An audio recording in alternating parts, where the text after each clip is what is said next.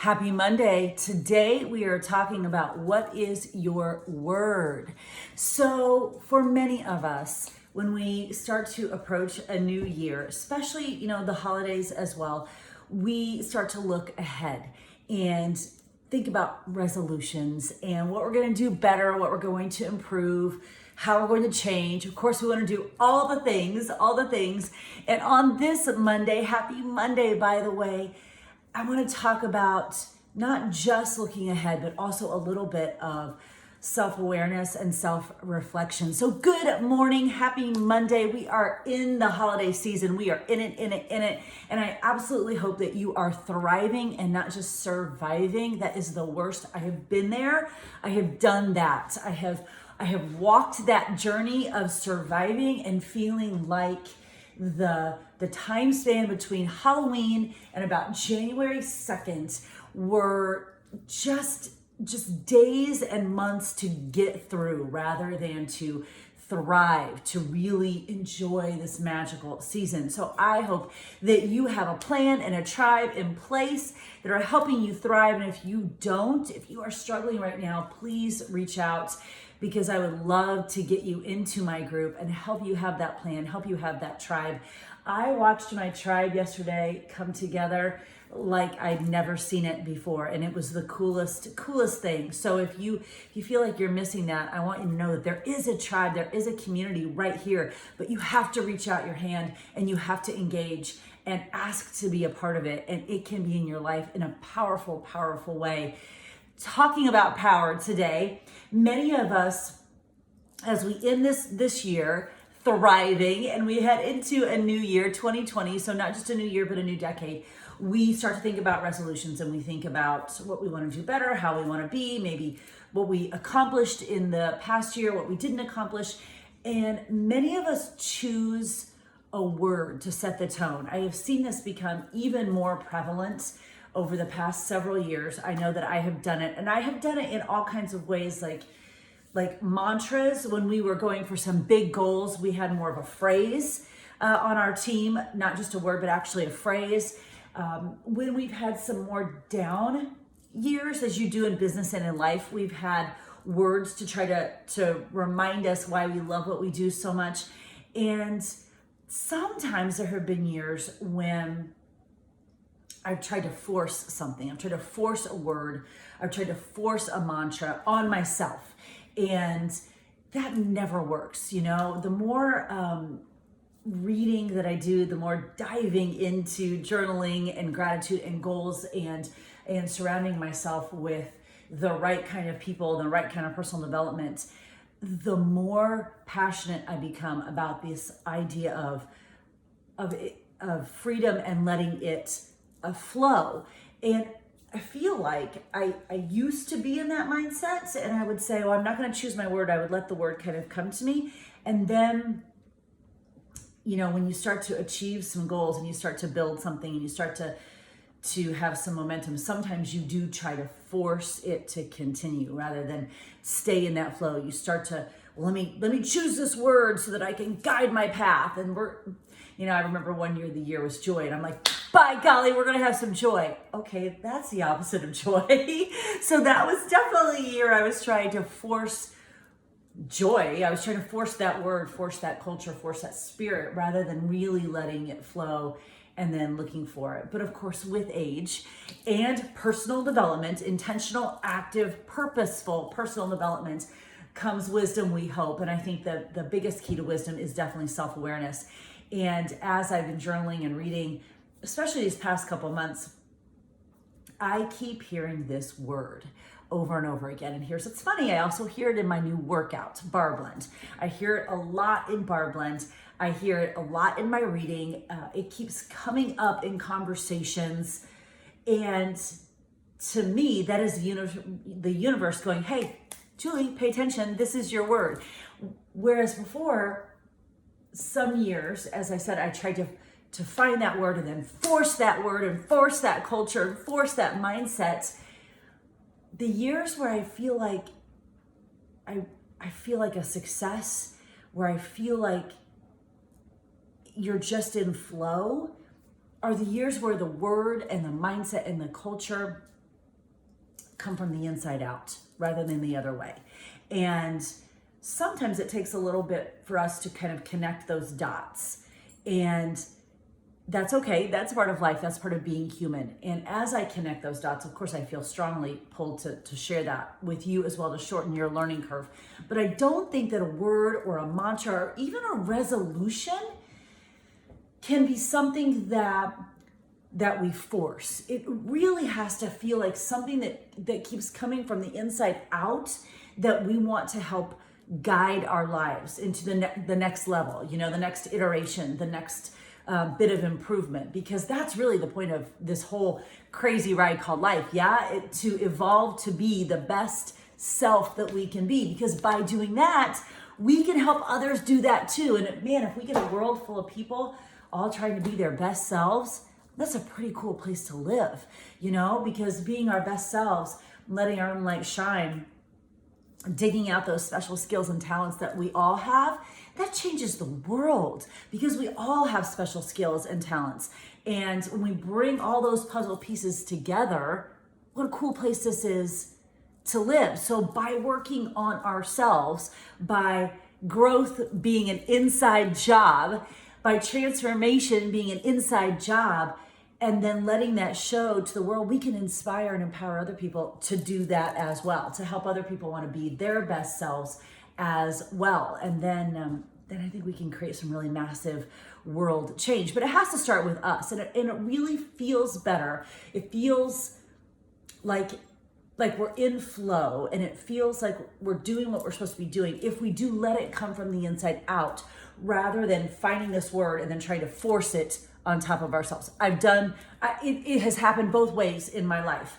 And I'm finally getting to the point where I'm smart enough to pay attention, or I'm self-aware enough to pay attention that, the years where I'm doing the internal work, like you see me do every morning, my morning routine, the years I'm really doing that internal work and doing my reading and making sure that the people that I'm surrounding myself with are empowering me and challenging me and inspiring me and lovingly pushing me to be my best self. The years when I'm super dialed into the workouts and the nutrition and my community and the plan and the tribe and joy and happiness, and I'm seeking it out, and I'm putting events and situations and people and relationships in my life that bring me joy. The years I'm really dialed into all of that, which sounds like work, but it's not. It's just life. The years I'm really dialed into that, that's where the inner stuff happens. And the word, the guide, the mantra, the flow happens. The years where I'm trying to force it, it never happens. It never happens. And that's a powerful learning lesson for me. And I hope that by sharing it with you, it becomes a learning lesson for you that shortens your learning curve. The more work I do on the inside, the better life gets on the outside. The more work I do on the inside, the better life gets on the outside, because I'm looking for it, I'm seeking it. And this morning in my journal, I am going to get to my word that is going to be my word for 2020 in a minute, because I'm going to challenge you to do the same. But this morning in my journal, I wrote this down from my book that I'm reading, because I'm journaling every morning now. And I find that I journal best with some guide. I need a little bit of a starter, and then I can journal, and then I can get my thoughts out and I can write, and it can help guide me, set my intention for the rest of the day. I have a hard time sitting down with a blank notebook and just writing, but man, if I get a starter and I can get something to think about, then game on, I'm good. So the starter today, or the chapter that I was reading that became my starter, inspired me to write down this: love is experienced to the extent that we believe in love. And that was a line from the book. Love is experienced to the extent that we believe in love. And immediately, I took that to, so is hope, so is inspiration, so is creativity, so is joy. Inspiration is experienced to the extent that we believe in inspiration. But I also want to add something else to that. Inspiration, love, joy, hope, creativity, all of that are experienced to the extent that we believe in it and that we seek it out. Because every opportunity, every moment in our life is an opportunity to find whatever it is that you're looking for on both sides of the coin. So if you are looking for love, if you are looking for hope, if you're looking for inspiration, if you're looking for creativity, if you're looking for joy, you will find that. If you're looking for negativity, you'll find that too. If you're looking for people treating each other badly, if you're looking for long lines and busy parking lots and just a lot of negativity in the holiday season, guess what? That's what you will find. But if you are looking for magic and you are looking for love and you are looking for hope and you are looking for inspiration, you're looking for joy, that's what you will find. And I think that piece I wrote down, because nothing is random, because it ties into what I believe will be my word for 2020. And I believe this will be my word because I have heard it over and over and over again the past couple months, especially as I've dug into some internal work. I have seen it in my reading. I have heard it in conversations. I've heard it in my workouts. I've heard it in bar blends. Listened to my trainer, Elise, say it. And that word that I have heard over and over and over again is expand. Expand/expansion.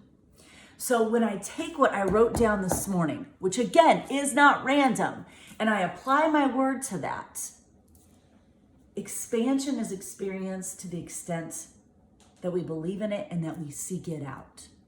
Opportunities to expand will be experienced to the extent that I believe in them and that I seek them out.